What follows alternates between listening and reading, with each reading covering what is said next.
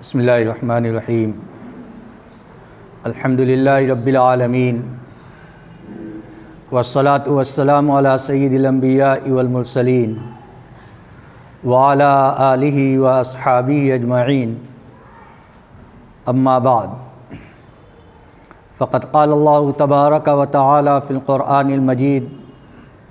اعوذ باللہ من الشیطان الرجیم بسم اللہ الرحمن الرحیم ان عدۃ الشہور عند اللہ 12 شہرا وقال تعالی ولا تہنوا ولا تحزنوا وانتم الاعلون ان کنتم مؤمنین وقال النبی صلی اللہ علیہ وسلم الکیس من دان نفسہ وعمل لما بعد الموت والعاجز من اتبع نفسہ ہواها وتمنى علی اللہ او کما قال رسول اللہ صلی اللہ علیہ وسلم۔ محترم بزرگوں اور عزیز ساتھیوں، اللہ رب العزت نے قرآن پاک کے اندر ایمان والوں کی رہنمائی فرمائی ہے اور قرآن پاک کو ایک دستوری کتاب کی حیثیت حاصل ہے۔ اس کا مطلب یہ ہے کہ ایمان والے کے اوپر جیسے بھی حالات آئیں گے ان حالات کے اندر ایمان والوں کو کیا کرنا ہے، کیسے رہنا ہے، حالات کے مطابق اپنے آپ کو کیسے ڈھالنا ہے، ان ساری چیزوں کی جانب رہنمائی قرآن پاک کے اندر موجود ہے۔ اور رہنمائی کے ساتھ ساتھ ایمان والوں کی دل بستگی کے لیے، ان کو تسلی حاصل کرنے کے لیے اللہ رب العزت نے پچھلے انبیاء کرام علیہم الصلاۃ کے واقعات اور اس کے بعد قوم کے درمیان اور ان کے درمیان ہونے والی گفتگو اور اس میں سے کامیاب کون ہوا، اس کا تذکرہ بھی قرآن پاک کے اندر موجود ہے تاکہ ان واقعات کے ذریعے سے ایمان والے تسلی حاصل کریں۔ چنانچہ اللہ رب العزت نے قرآن پاک کے اندر ارشاد فرمایا وَلَا تَهِنُوا وَلَا تَحْزَنُوا وَأَنْتُمُ الْأَعْلَوْنَ إِن كُنتُم مُؤْمِنِينَ، کہ تم غم مت کرو، تم رنجیدہ مت ہو، تم ہی سربلند رہو گے،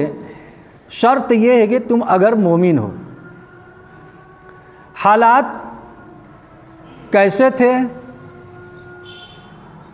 کتابوں سے یہ بات معلوم ہوتی ہے کہ غزوہ احد کے موقع پر جب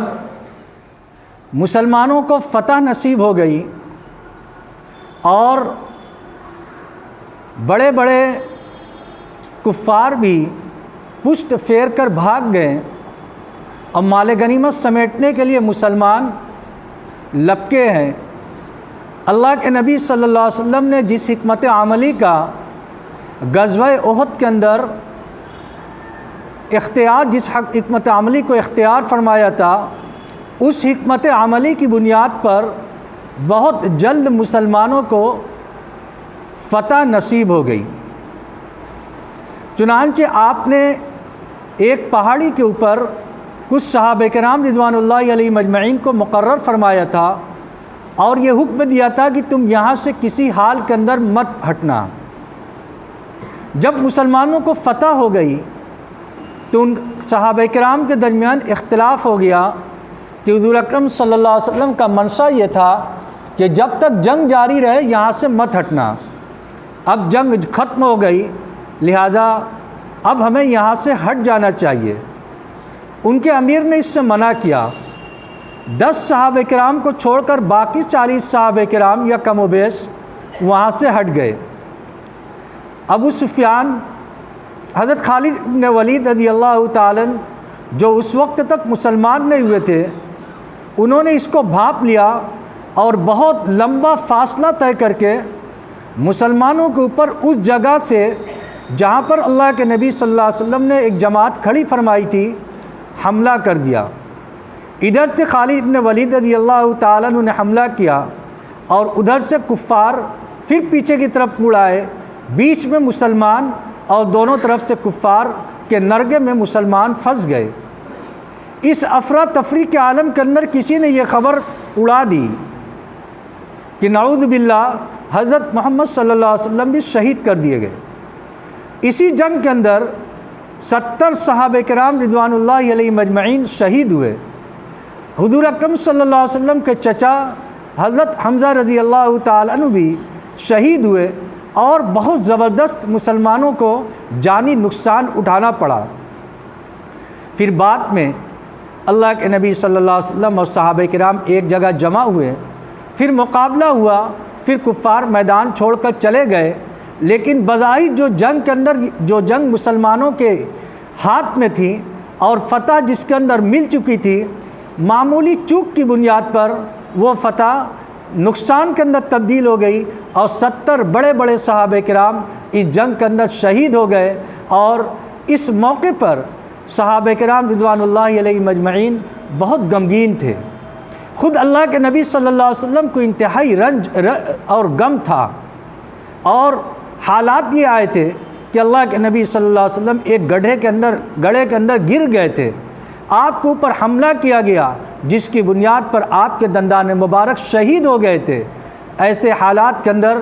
جب جنگ ختم ہو گئی، اللہ رب العزت نے قرآن پاک کے اندر تسلی کے الفاظ ذکر فرمائے اور ایسے انداز کے اندر تسلی دی کہ اس جنگ کے اندر اللہ کے نبی صلی اللہ علیہ وسلم نے بعض صحابہ کرام کی اصرار کے اوپر مدینہ سے باہر نکل کر جنگ کی تھی، ورنہ بڑے بڑے صحابہ کرام کی رائے یہ تھی کہ غزوہ احد مدینہ کے اندر رہ کر دفاعی صورت کے اندر اختیار کی جائے اور اقدامی صورت اختیار نہ کی جائے۔ اللہ کے نبی صلی اللہ علیہ وسلم نے ان نوجوان صحابہ کرام کی رائے کے اوپر عمل کیا اور مدینہ سے باہر جا کر لڑنے کا فیصلہ فرمایا۔ ان کو افسوس تھا کہ ہماری رائے پر نبی صلی اللہ علیہ وسلم نے عمل کیا تو نقصان اٹھانا پڑا۔ اسی طریقے سے عام طور سے رنج و غم کا ماحول تھا۔ قرآن پاک کے اندر اللہ رب العزت نے تسلی کی آیات نازل فرمائی کہ یہ آخری چیز نہیں، وَلَا تَهِنُوا وَلَا تَحْزَنُوا وَأَنْتُمُ الْأَعْلَوْنَ إِن كُنتُم مُؤْمِنِينَ۔ دنیا کے اندر جو حالات آئے ہیں، ان حالات کے اندر غم کر کے رنجیدہ ہو کر بیٹھنے کی ضرورت نہیں۔ کبھی بھی غم مت کرو، حالات کے اوپر رنجیدہ مت ہو۔ وَلَا تَهِنُوا وَلَا تَحْزَنُوا، ایک بات ذہن کے اندر یاد رکھو اور اس کو بیٹھا لو، وَأَنْتُمُ الْأَعْلَوْنَ إِن كُنتُم مُؤْمِنِينَ، تم سر بلند رہو گے اگر تم ایمان والے ہو۔ یعنی اگر دل کے اندر ایمان کی طاقت ہے، اعمال سے ایمانی اعمال ظاہر ہو رہے ہیں، تو اللہ رب العزت کا یہ وعدہ ہے کہ تم ہی سر بلند رہو گے، تمہیں کوئی روک نہیں سکتا، لیکن شرط ایمان کی ہے۔ وہ حالات مدینہ طیبہ کے جیسے تھے۔ بظاہر اس وقت مسلمانوں کی تعداد بہت زیادہ نہیں تھی، تھوڑے مسلمان تھے، اور مدینہ کے اندر بہت کچھ جماعت ایسی بھی تھی جو منافقین کی تھی، مسلمانوں کے ساتھ رہتے تھے لیکن مسلمانوں کو تکلیف پہنچانے کی ہر وقت کوشش کرتے تھے، بھیس مسلمانوں کا اختیار کیے ہوئے تھے اور کام کفار اور یہود کا کیا کرتے تھے۔ ایک طرف ان سے تکلیف پہنچنے کا اندیشہ، دوسری طرف کھلم کھلا کفار سے تکلیف پہنچنے کا اندیشہ، اور تعداد بھی تھوڑی سی۔ ایسے وقت کے اندر اللہ رب العزت نے یہ ارشاد فرمایا، تم غم مت کرو، تم رنجیدہ مت ہو، تمہیں سربلندی حاصل ہوگی۔ اللہ کے نبی صلی اللہ علیہ وسلم، صحابہ کرام رضوان اللہ علیہ مجمعین نے جب یہ آیات سنی ہے تو ان آیات کے سننے کے بعد ان کے دل کے اندر ایمانی طاقت زندہ ہوئی۔ طاقت تو پہلے سے تھی، لیکن آیات کے سننے کے بعد تسلی پر آئی، اور پھر اپنے کام کے اندر مثبت طریقے سے لگ گئے۔ غم کرنے کے لیے نہیں مسلمان، بلکہ جو حالات آئے ہیں ان حالات کے اندر غور و فکر کرنا ہے کہ ہمیں آگے کے لیے کون سے لائے عمل کو اختیار کرنا ہے، جس کی بنیاد پر مسلمانی شناخت کے ساتھ ساتھ ہر جگہ باقی رہے اور ترقی کرتا چلا جائے۔ اس لیے جو بھی حالات آئے ان حالات کے مطابق قرآن پاک کے اندر اس دور کے اندر بھی جو حالات ہیں، اللہ رب العزت کی جانب سے یہ آیت قیامت تک کے لیے ہے۔ جب بھی حالات آئے اس آیت کو آدمی پیش نظر رکھے کہ اللہ رب العزت نے کٹھن حالات کے اندر، مشکل حالات کے اندر یہ نہیں ارشاد فرمایا کہ ہاتھ پر ہاتھ رکھ کر بیٹھ جاؤ، غم کرو، ماتھا پیٹو، بلکہ یہ ارشاد فرمایا غم مت کرو، رنجیدہ خاطر مت ہو، دل مت ہارو، ایمان کی بنیاد پر تم دل کے اندر پختہ عزم کرو کہ اگر ہمارے دل کے اندر ایمان کامل ہے، ایمان طاقتور ہے تو سربلندی آخرکار ایمان والوں کو ہی نصیب ہوگی۔ حالات کے اعتبار سے ہمیں گھبرانے کی کوئی ضرورت نہیں، بلکہ اپنے جو کام ہے ہمیں وہ کام کرنے چاہیے۔ دوسری چیز جو آج ہمیں ذکر کرنی ہے وہ یہ ہے کہ مہینے کے اعتبار سے یہ 8واں مہینہ شعبان کا شروع ہو چکا ہے۔ عام طور سے شعبان کا مہینہ آنے کے بعد فطرتاً اللہ رب العزت دل کی کیفیت کو تبدیل فرما دیتے ہیں۔ ہر آدمی کی زبان پر یہ رہتا ہے کہ دیکھو رمضان آنے والا ہے، جلدی ہم اپنے کام کو نپٹا لیں۔ کوئی باہر سفر کرنے والا رہتا ہے، وہ کہتا ہے رمضان آنے سے پہلے ہم ایسے طریقے سے سفر کریں کہ رمضان میں ہمیں سفر نہ کرنا پڑے۔ اور بہت طرح کے لوگ ہوتے ہیں، جو حفاظ ہوتے ہیں وہ کہتے ہیں دیکھو رمضان آنے والا ہے، اب ہمیں تراویح پڑھانی ہے، وہ اپنے دور کے اندر لگ جاتے ہیں۔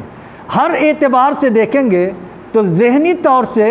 کہیں نہ کہیں اللہ رب العزت نے ایمان والے کے دل کے اندر یہ بات رکھی ہے کہ جب شعبان کا مہینہ آتا ہے تو اس کے دل کی وہ کیفیت نہیں رہتی جو شعبان سے پہلے رہتی ہے۔ لا محالہ کچھ نہ کچھ تبدیلی آ جاتی ہے،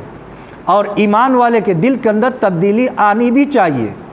کیونکہ اب نیکیوں کے کمانے کا مہینہ آ رہا ہے جو رمضان کا مہینہ ہے۔ اس رمضان کی تیاری کے لیے یہ شعبان کا مہینہ ہے، اور اللہ کے نبی صلی اللہ علیہ وسلم رمضان کی تیاری رجب سے فرمایا کرتے تھے۔ چنانچہ مشہور دعا ہے، آپ حضرات نے بار بار سنا ہوگا کہ اللہ کے نبی صلی اللہ علیہ وسلم جب رجب کا مہینہ آتا تھا تو اپنی عام دعاؤں کے اندر ایک دعا کا اضافہ فرماتے تھے، اللہم بارک لنا فی رجب و شعبان و بلغنا رمضان، اللہم بارک لنا فی رجب و شعبان و بلغنا رمضان۔ اے اللہ رجب اور شعبان کے اندر برکت عطا فرما، اور رمضان ہمارے مقدر کے اندر لکھ دے اور ہمیں رمضان نصیب فرما۔ اللہ کے نبی صلی اللہ علیہ وسلم اپنی دعاؤں کے اندر اس دعا کا خاص طور سے اضافہ فرماتے تھے، جس سے معلوم ہوتا ہے کہ رمضان کی آمد سے پہلے رمضان کی تیاری کرنا، اس کے آنے سے پہلے یہ ایک ایمان والے کا وتیرہ ہونا چاہیے اور ایک ایمان والے کا کام ہونا چاہیے۔ اللہ کے نبی صلی اللہ علیہ وسلم نے اس کی جانب ہماری رہنمائی فرمائی ہے۔ اب ہم اپنے دل سے کو اس بات کی جانب آمادہ کر لیں کہ ہم نے بہت محنت کر لی، پچھلے سال سے شعبان تک اس مہینے تک ہم نے بہت دنیاوی کام کر لیے، بہت اپنی دنیا کمانے کی فکر کر لی، اب ہم اپنا رجحان آخرت کی جانب کریں، ہم اپنے دل کو آخرت کی جانب موڑیں۔ کتنے لوگ ایسے تھے جو اس دنیا سے رخصت ہو گئے، آج وہ ہمارے درمیان موجود نہیں ہے۔ ابھی رمضان کا مہینہ آنے والا ہے، معلوم نہیں ہمارے مقدر میں رمضان کا مہینہ ہے یا نہیں، لیکن اللہ کے نبی صلی اللہ علیہ وسلم شعبان کے اندر معمولات کا کتنا اضافہ فرماتے ہیں۔ صحابہ کرام رضوان اللہ علیہ مجمعین یہ ارشاد فرماتے ہیں کہ اللہ کے نبی صلی اللہ علیہ وسلم کو ہم نے شعبان کے اندر جتنا روزہ رکھتے ہوئے دیکھا، کسی مہینے کے اندر اتنا روزہ رکھتے ہوئے نہیں دیکھا۔ بعض روایات سے معلوم ہوتا ہے کہ شعبان کے مہینے کے اندر آپ اکثر حصے کے اندر روزہ رکھتے تھے۔ یہ اللہ کے نبی صلی اللہ علیہ وسلم اہتمام فرماتے تھے شعبان کے مہینے کے اندر۔ اللہ کے نبی صلی اللہ علیہ وسلم ویسے ہی عام معمول دنوں کے اندر ایام 20، 13، 14، 15 چاند کی ان 3 دنوں کے اندر روزہ رکھنے کا اہتمام فرماتے تھے۔ ہر مہینے کے اندر 3 دن ایام 20، 13، 14، 15 یہ عام دنوں کے اندر روزہ رکھنے کا اہتمام فرماتے تھے۔ اس کے علاوہ حضرت اسامہ رضی اللہ تعالیٰ عنہ فرماتے ہیں کہ اللہ کے نبی، میں نے آپ کو ہمیشہ دیکھا ہے کہ آپ سوموار اور جمعرات ہفتہ میں 2 دن روزہ رکھتے ہیں۔ اللہ کے نبی صلی اللہ علیہ وسلم نے ارشاد فرمایا کہ ہاں، میں ہفتہ میں 2 دن روزہ رکھتا ہوں۔ اس کی وجہ یہ ہے کہ امت کے اعمال اللہ رب العزت کے حضور 2 روز پیش کیے جاتے ہیں۔ میں یہ چاہتا ہوں کہ جب میرے اعمال اللہ رب العزت کے حضور پیش کیا جائے تو میں اس وقت روزے کی حالت کے اندر ہوں۔ دیکھیے، ہفتہ میں 2 دن سوموار اور جمعرات اللہ کے نبی صلی اللہ علیہ وسلم عام طور سے روزہ رکھا کرتے تھے، اور یہ روزہ رکھنا جہاں دین کے اعتبار سے سنت ہے، اس پر عمل کرنے پر اجر اور ثواب ملے گا، طبی لحاظ سے بھی یہ بتلایا جاتا ہے کہ ہفتہ کے 2 دن کا روزہ رکھنا انسان کو جسمانی امراض میں سے بہت سے مرض سے حفاظت کا ذریعہ بنتا ہے، اور خود 1 مہینہ روزہ رکھنا یہ خود انسان کے لیے بہت ساری بیماریوں سے مدافعت اور اس کے اندر بہت ساری دوسری روحانی قوت کے ساتھ ساتھ جسمانی اعتبار سے بیماری سے حفاظت کا ذریعہ بنتا ہے۔ یہ طبی لحاظ سے بہت ساری چیزوں نے اطباء نے کتابوں کے اندر ذکر کیا ہے، لیکن ہمیں جو رکھنا ہے وہ اللہ کے نبی صلی اللہ علیہ وسلم کی سنت سمجھ کر کرنا ہے۔ اب ہم اپنے دل کو یہ سمجھا لیں کہ شعبان کا مہینہ تو ہمیں مل گیا، جس کے اندر اللہ کے نبی صلی اللہ علیہ وسلم نیکی کیا کرتے تھے اور نیکی کی ترغیب دیتے تھے۔ رمضان ہمارے پاس موجود نہیں۔ علماء کرام نے کتابوں کے اندر لکھا ہے 3 چیز ہے، ایک وہ دن ہے جو گزر گیا، ایک وہ دن ہے جو موجود ہے، ایک وہ دن ہے جو آنے والا ہے۔ وہ دن جو گزر گیا ہم اس کے بارے میں کچھ نہیں کر سکتے، اگر اچھا گزرا ہے اس پر اللہ کی حمد کر سکتے ہیں، اگر گناہوں کے ساتھ گزرا ہے تو اس پر توبہ اور استغفار کر سکتے ہیں۔ لیکن جو دن ہمارے سامنے موجود ہے ہم ان دنوں کے اندر اعمال کر سکتے ہیں، اللہ کو راضی کرنے والے کام کر سکتے ہیں۔ ہم ان دنوں کی قدر کریں اور اس کو اعمال کے اندر لگائیں، نماز کے اندر لگائیں، ذکر کے اندر لگائیں، تلاوت کے اندر لگائیں، اللہ کو راضی کرنے والے کام کے اندر لگائیں۔ اور ایک وہ دن ہے جو آنے والا ہے، آنے والے دن کی خبر کسی کو نہیں، اگلے دن ہم رہیں گے یا نہیں رہیں گے، کسی کو اپنے موت کے بارے میں خبر نہیں کہ کب اس کی موت آ جائے اور اس کو اس دنیا سے جانا پڑ جائے۔ لہٰذا جب آنے کی خبر نہیں، اگلے دن کی خبر نہیں کہ نامعلوم ہم اس دنیا کے اندر موجود رہیں یا نہ رہیں، تو اب عقل مندی یہ ہے الکیس من دان نفسہ وعمل لما بعد الموت۔ اللہ کے نبی صلی اللہ علیہ وسلم نے ارشاد فرمایا عقل مند ہے وہ شخص جو اپنے نفس کے اوپر کنٹرول رکھے اور مرنے کے بعد کی تیاری کرے، اور اس کے لیے جو کام کرنا ہے وہ کام کرے۔ مرنے کے بعد کون سی چیزیں کام آئیں گی اور کون سی چیزیں کام نہیں آئیں گی، ہر انسان اس کے بارے میں، ہر آدمی اس کے بارے میں جانتا ہے، لیکن غفلت ہوتی ہے۔ مثلا سب سے اہم چیز نماز ہے، عبادات میں سب سے اہم درجہ نماز کا ہے۔ نماز کا اہتمام آدمی کو قبر کے اندر عذاب سے محفوظ رکھتا ہے۔ آدمی دیکھے کہ ہماری نماز کا کیا حال ہے، ہم دوسرے کو نہ کہیں، ہر آدمی اپنے بارے میں جائزہ لے، کیونکہ ہر ایک کو اپنے کا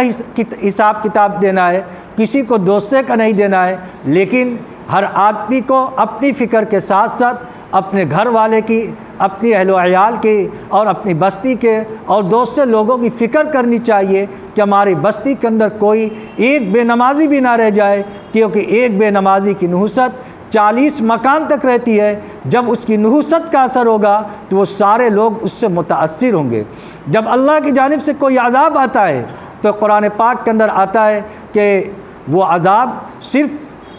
گنہگاروں کو نہیں ہوتا، بلکہ اس عذاب کے اندر ساری بستی والے ملوث ہوتے ہیں۔ لہذا اگر اللہ کی جانب سے پکڑ آئے گی تو ساری بستی والے اس کے اندر پکڑے جائیں گے۔ لہذا ہم اس سے غفلت نہ برتیں، ہر آدمی اس کا اہتمام کرے کہ ہمیں جیسی زندگی گزر گئی، لیکن آج سے اب ہم نماز کا اہتمام کریں گے۔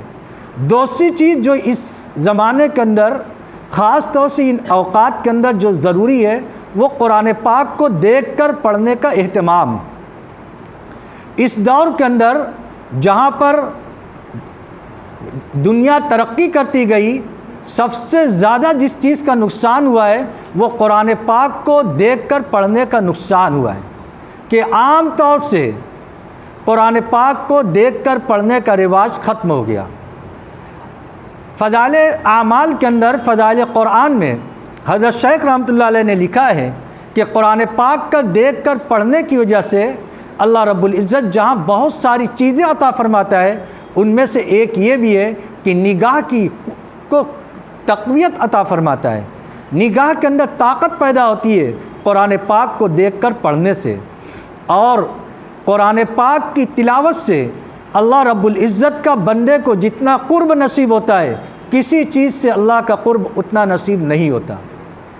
ہم نے رمضان کے اندر جو قرآن پڑھا ہے، پھر اس کے بعد قرآن پاک کو دیکھ کر پڑھنے کی نوبت نہیں ہے۔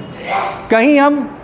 ختم بیاہ کے اندر چلے گئے، کسی کے یہاں قرآن خوانی کا اہتمام ہو رہا ہے، تو شاید اس موقع پر قرآن اٹھانے کی نوبت آ گئی، یا کبھی کبھار اٹھا لیا، لیکن ایک معمول جو ہونا چاہیے کہ روزانہ ایک پارہ قرآن پاک کا پڑھنا، یہ قرآن کا حق ہے کہ ایک مہینے کے اندر ایک قرآن پاک کو ختم کیا جائے۔ ہم دیکھیں کہ رمضان کے بعد سے اب تک ہم نے کتنے قرآن پاک کو ختم کیا ہے، اگر دیکھیں گے تو شاید اس کے اندر 90 سے 99% لوگ ایسے نکلیں گے جو کہیں گے کہ ہاں کبھی کبھی اٹھا کر تو پڑھ لیا ہے، لیکن اس کے علاوہ معمول کے مطابق پڑھنے کی نوبت ہمیں نہیں آئی ہے۔ اب اللہ رب العزت نے ہمیں موقع عطا فرمایا ہے، ہم قرآن پاک کا اہتمام کریں اور لغویات سے اپنے آپ کو بچائیں۔ یہ آخرت کی تیاری ہے، اس کے ذریعے سے اللہ رب العزت اپنی رضا نصیب کرے گا۔ اور جب آدمی نیک کام کرتا ہے تو حدیث کے اندر آتا ہے کما تحیون تموتون و کما تموتون تحشرون، جیسی زندگی گزارو گے ویسی موت آئے گی، اور جیسی موت آئے گی حشر کے میدان میں اسی طریقے سے اٹھاؤ گے۔ اللہ رب العزت ہم سب کو کہنے سننے سے زیادہ عمل کی توفیق عطا فرمائے۔ وآخر دعوانا الحمد للہ رب العالمین۔